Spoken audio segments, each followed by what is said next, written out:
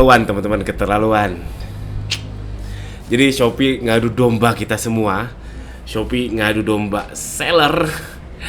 Dari mana saya bilang ngadu domba? Jadi sekarang nih lagi ada fitur kayaknya belum seragam nih. Mungkin lagi testing nih oleh si Shopee, oleh engineer-nya Shopee. Saya nggak tahu nih bakal rilis full ke semua seller atau gimana. Yang dimana ini adalah rekomendasi termurah. Jadi calon customer lihat produk kita, terus direkomendasiin ada yang lebih murah loh kata Shopee, dan itu terpampang jelas di foto, terpampang jelas di depan ya. Beda halnya kalau di bawah-bawah sebenarnya udah lama itu, tapi kalau di depan di atas tuh kebangetan sih. Terus dia check out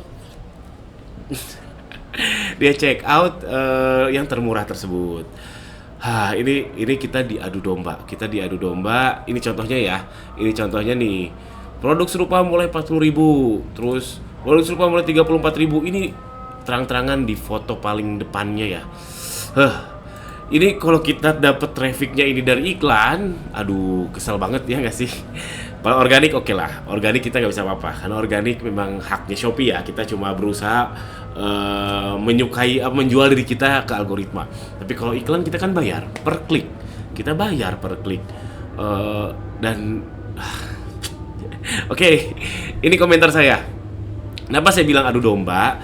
Karena seakan-akan kita nyalahin, jujur saya kesel. Seakan-akan kita nyalahin si kompetitor kita tersebut. Tenang, yang termurah itu kawan kita juga kok. Yang termurah itu kawan kita juga. Mereka juga sama-sama pejuang receh kayak saya, kayak Anda yang nonton ini. Sama-sama pejuang rupiah, sama-sama mencari keberkahan Allah Subhanahu Wa Taala. Ya sama-sama pejuang receh. Jadi jangan nyalahin mereka. Ini si platformnya aja, si Shopee-nya aja yang nggak gablek. Jadi kalau masalah literasi keuangan yang which is ini most of the case ya, kebanyakan soal pricing karena literasi keuangannya kurang baik. Jadi ngitung HPP aja nggak bisa, admin fee aja agak gagap ngitungnya gimana, belum lagi PPN, belum lagi ROAS dan seterusnya. Itu lain soal, itu kan masalah dia bukan masalah kita. Belum lagi unfair advantage. Unfair advantage itu gimana? Oh ada orang yang bisa jual murah karena dia misalkan impornya 50 kontainer gitu misalkan, atau misalkan dia karena punya garment sendiri, ya kan itu urusan dia bukan urusan kita. Tapi dipampang di produk kita itu urusan kita sama Shopee, bukan urusan kita sama si yang termurah tadi ya. Inilah yang saya sebut adu domba itu. Jadi kita seakan-akan kesel ke kawan kita sendiri. Yang masalah ini kita kesampingkan. Ingat, itu adalah teman kita juga, itu adalah seller juga yang sama-sama punya anak, sama-sama butuh keluarga yang dinafkahi, sama-sama punya tim yang untuk menjemput rezeki, menjemput keberkahan. Jangan dikeselin. Kesal saya kesalnya karena diadu dombanya itu. Oke, itu kawan kita. Itu komentar saya pertama.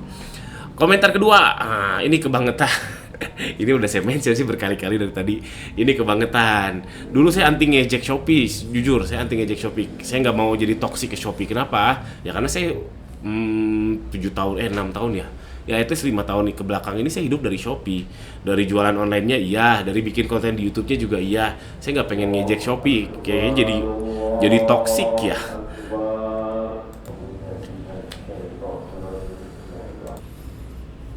Duh, tadi sampai mana ya? Sampai toksik ya. Jadi ini kebangetan. Dulu saya anti ngejek.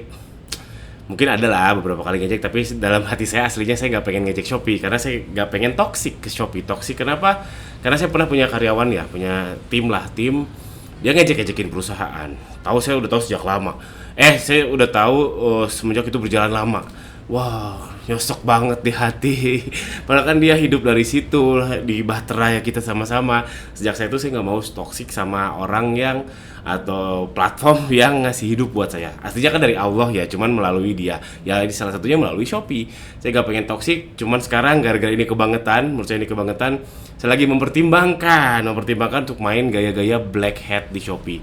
Yang dulu saya anti banget kayak fake order, terus apa lagi ya? Beli followers. Dulu saya anti banget. Sekarang gara-gara kebangetan ini saya lagi mempertimbangkan. Baru kepikiran satu cara yang caranya ada di link deskripsi di bawah ya, insyaallah. Cara black hat ya. Cara black hat-nya cek aja di bawah.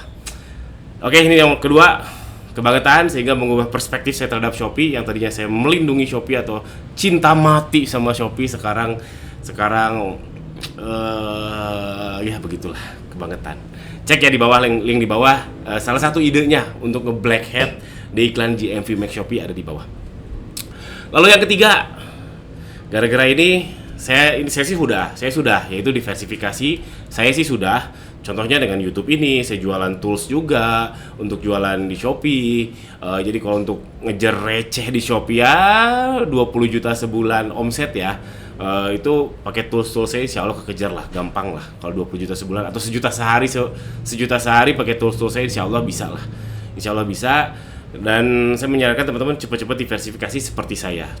Contohnya apa? Mungkin jualan di website lagi, mungkin TikToknya diperkuat.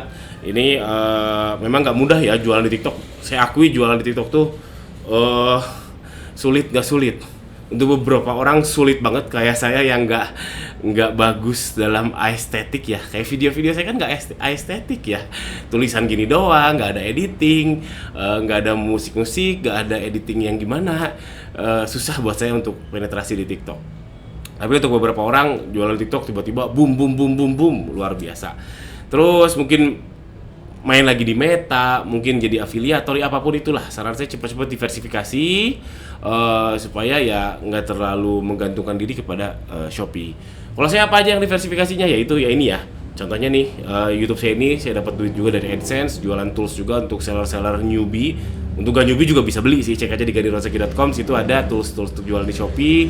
Lalu saya juga saya punya channel YouTube yang lain, cek aja di gradientnetworks.com, di ganirozaki.com itu ada perusahaan saya satu lagi itu YouTube tentang tutorial tapi untuk luar negeri, untuk bahasa Inggris.